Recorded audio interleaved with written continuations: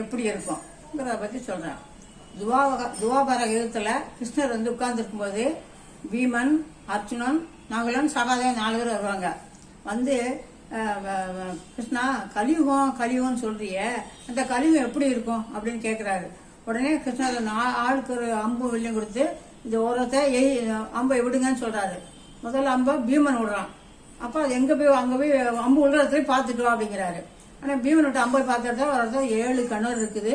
அதில் 6 கிணறுல தண்ணி பொங்கி பொங்கி பொங்கி வழியுது. ஒரு கிணறுல தண்ணியே இல்லை, வறட்சியாக இருக்குது, அப்படி இருக்குது. அப்புறம் அவன் வந்து சொல்கிறான், இந்த மாதிரி 7 கிணறுல 6 கிணறு பொங்கி வழியுது, ஒரு கிணறு தண்ணியே இல்லை அப்படிங்கிறான். சரி, அடுத்த அர்ச்சனன் அம்பு விடுறான்.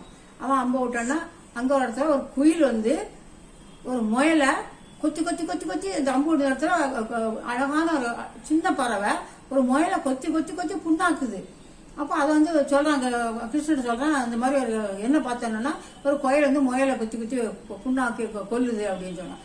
அடுத்தது நகுலன் நீ அம்பு விடு, ஞாபகம் அம்பு விட்ட இடத்துல பார்த்தோன்னா அது வந்து ஒரு மாடு அப்போதான் கண்ணு போட்டு நாக்கால குட்டியை நக்கிட்டு இருக்கேன். எப்பவே நான் கண்ணு போட்ட மாடெல்லாம் நக்கி தான் சுத்தப்படுத்தும்.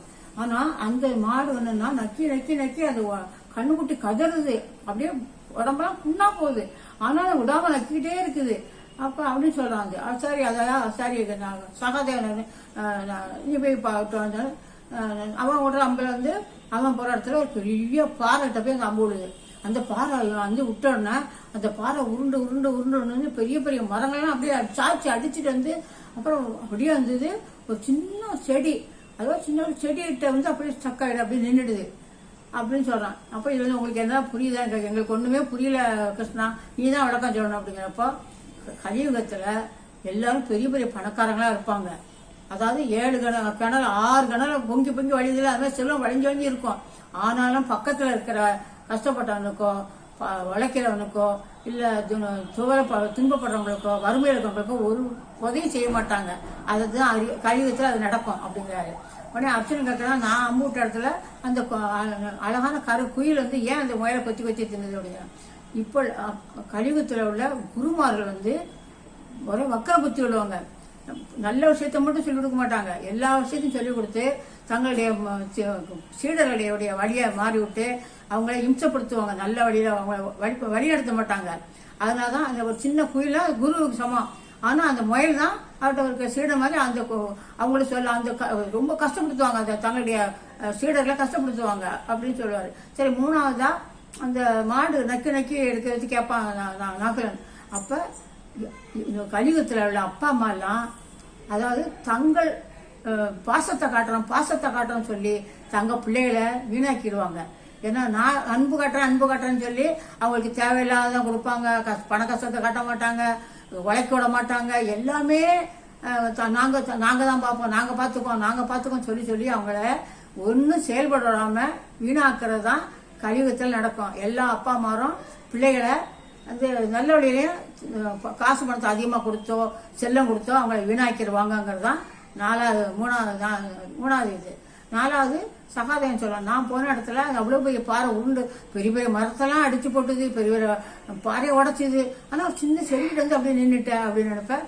ஆனால் கலியுகத்தில் கடைசி காலத்தில் யுகம் அழிய பிறக்கிற பிள்ளைகள், சின்ன பிள்ளைகள்லாம் ஆன்மீகமாக இருப்பாங்க, தெய்வ நம்பிக்கையோட இருப்பாங்க.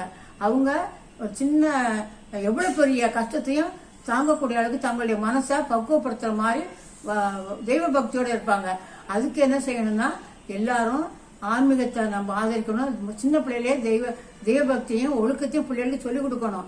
அப்படி சொல்லிக் கொடுத்தா அந்த வருங்காலம் அந்த பிள்ளைகளால் எவ்வளவு பெரிய பாரியா இருந்தாலும் அதை சமாளிக்கிற சக்தி அந்த சின்ன செடிக்கு இருந்த மாதிரி அந்த பிள்ளைகளுக்கு அந்த கலியுகத்துக்கு கடைசி நேரத்தில் அந்த பிள்ளைகளுக்கு சக்தியை அந்த சின்ன செடி கொடுக்குங்கிற அறிவுரை தான் இந்த கலியுகம் இப்படிதான் இருக்கும் அப்படிங்கிற அறிவுன்னு இப்போ நாங்கள் பார்க்குறோம்.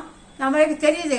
ஏன்னா இப்போ உள்ள பள்ளிக்கூடங்களே எவ்வளோ தப்பு நடக்குது, வாத்தியார்களே தப்பாக நடக்கிறாங்க. நம்ம கண்ணுலாம் தெரியுதோம். இவ்வளோ பெரிய பணக்காரங்களும் ஏழைகளுக்கு கஷ்டப்பட்டவங்க கொடுக்க மாட்டேங்கிறாங்க. அது மாதிரி அப்பா அம்மா தங்கள் பிள்ளைகள் பார்க்கறதெல்லாம் வாங்கி கொடுக்குறாங்க, கேட்கறதெல்லாம் வாங்கி கொடுக்குறாங்க. நாம் தான் பிள்ளைகளை நல்லா கவனிக்க பெருமையாக நினச்சி செய்கிறது தான் பிள்ளைகளை கெட்ட வழியில் உண்டாக்குறதுக்கு ஒரு வழி தான். அப்புறம் கடைசி காலத்தில் நம்ம சின்ன பிள்ளைகளுக்கு பக்தியையும் தெய்வ உணர்வு உணர்த்தி விட்டா அதை தப்பாக நடிக்க போக மாட்டாங்கிறது தான் இந்த கதை. கலியுகம் இப்படி தான் இருக்குன்னு கிருஷ்ணர் சொன்ன கதை.